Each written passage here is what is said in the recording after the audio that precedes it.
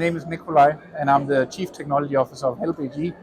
HelpAG is the cybersecurity arm of EN Enterprise, which is the B2B business unit focusing on IT services within the EN group, focusing on IT services to end customers specifically. There's a number of things. So first of all, HelpAG, we've always been very focused on cybersecurity. That's the only thing that we were doing since day one as we started out as a company. Right. Actually, before we started talking about cybersecurity as a specific discipline within IT. And what EN Enterprise did for us when we got acquired by them was, of course, to get the scale of a large organization to go out and address the market. Yeah. And I think these two combinations of having that very deep expertise on cybersecurity, as well as the market reach of the organization and the brand, allowed us to really accelerate our business performance as well. So first of all, preparedness and readiness to cybersecurity incidents depends a lot on different kind of clients. It also depends a lot on different kind of verticals. You will have some clients which focuses a lot on cybersecurity on risk, from a risk perspective, which is required because cybersecurity is a major business risk today. Right. But then you have clients which might be also not considering, or might have verticals which is not considering cybersecurity as something that will happen to them. Yeah. And unfortunately today, cybersecurity is a global problem. It's also something that's impacting everyone, even consumers like you and I, from a perspective of what we utilize IT for. Cybersecurity is something that everyone needs to think about. Okay. And what we focus on in HelpAG is really delivering the right kind of technical solutions that allows customers, our clients, to get better levels of robustness against cybersecurity attacks, so that your response does not become something that just happens by surprise. It doesn't become something that is reactive, but you have proactively identified a risk and being able to mitigate that risk so that either the risk won't happen or the issue won't happen in the first place, or if it happens, that the impact of that risk is as small as possible and not impacting your business. So we have a number of vendor partnerships, and technology is one of the things that we talk a lot to our clients. If I can kind of talk about it from the perspective of what are the areas that we focus a lot on, of course we have the classical infrastructure security, the firewall vendors and the firewall technologies and the access control technologies.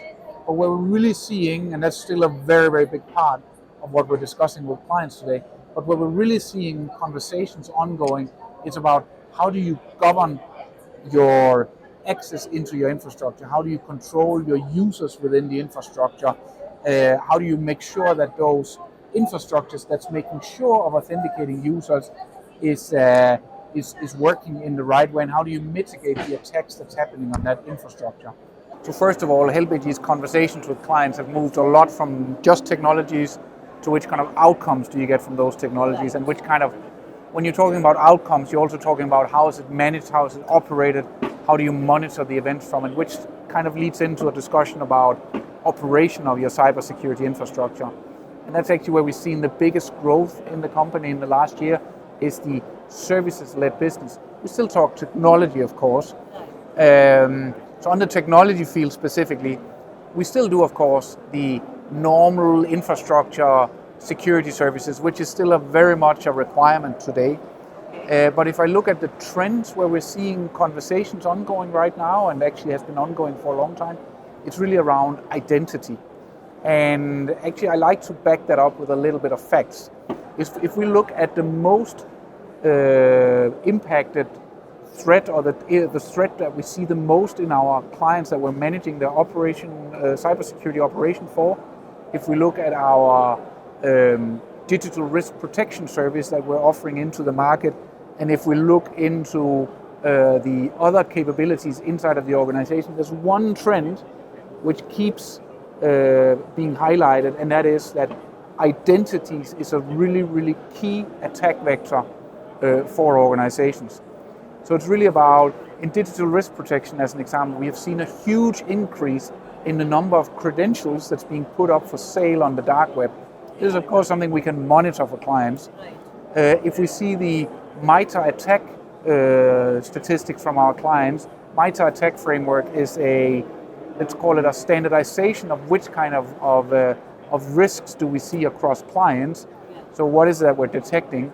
We also see that identity-based attacks is happening a lot.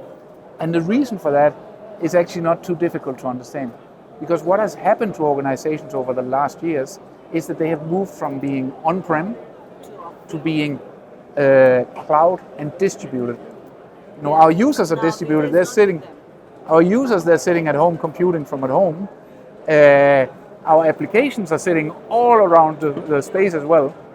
And in the absence of a, let's call it, strong perimeter, it's really been identity that's the focus on it. And attackers, they know that. So they're focusing specifically on how do they steal those credentials. They're focusing specifically on the vulnerabilities in those identity services as well. And that's something that we're talking a lot to clients about. I wouldn't necessarily say increase, but it has changed a lot. So the vectors that an organization needs to look at is also something that has changed. And what I would say, where it's probably had an impact to some organizations, is when they have moved into cloud environments without understanding the responsibility on them from the perspective of security. So cloud providers will make sure that their applications is secure that they're providing, or that their infrastructure is secure. But at the core of it, the organizations still need to deal with a lot of security elements of it. For instance, identity, or the data that's being stored inside of that environment. So these are some of the things where actually the problem, you can say, has shifted a little bit for the end customer, for the organizations. Yeah. So I don't know really where to start. We have a large stand and there's a lot of stuff going on. So first of all, we have some of our major technology partners on the stand that you can come and visit, of course, and talk about how their specific technology is working for you. But we're also talking a lot about some of the trends that we see inside of our cybersecurity operation. Specifically, we've seen a very large increase in distributed denial of service attacks in the last year. We've also seen a tremendous increase, I mentioned identity breaches in the last year. And all of these things is stuff that we're talking about, and really talking about the service-led evolution that is happening inside an organization like HelpAG, and what we do around intelligent automation of cybersecurity risks. We also try to look a little bit into the crystal ball to talk about some of the things that companies need to really look at moving forward. You mentioned AI. Yeah. I think all of us would be living under a rock if we hadn't heard about ChatGPT and generative AI and all of these things. That's powering a lot of stuff within organizations today. But doing that in a secure way is a conversation we need to have between cybersecurity and data professionals and those organizations, because some of those services that you're utilizing relies a lot on you uploading data to them. The other thing that we talk about is around quantum computing. That's probably for many people listening to this, it's something completely new, but quantum computing is where we use quantum physics in order to change how we think about computing. And that has specific implications on cybersecurity, specifically around some of the things that we trusted from a security perspective and data protection perspective, we will have to change in the future. The challenge with quantum computing is that it's still not available today. It's only available in maybe 10 years from now or 5 years from now, depending on who you're asking. The problem is a lot of the data that we're storing today actually has a shelf life, which is much more than 10 to 15 years. So the stuff that we're encrypting today will potentially be able to be decrypted in the future.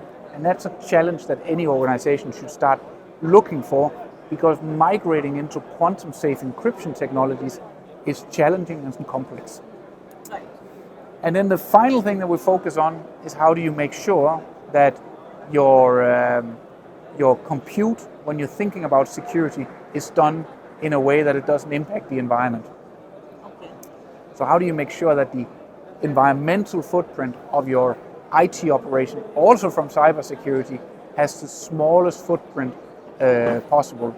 And this is where we're talking a lot about how do we make sure that the code that we're developing is so secure that we don't necessarily need to power on very large, power-consuming security devices in order to protect themselves. Around quantum computing. Yeah.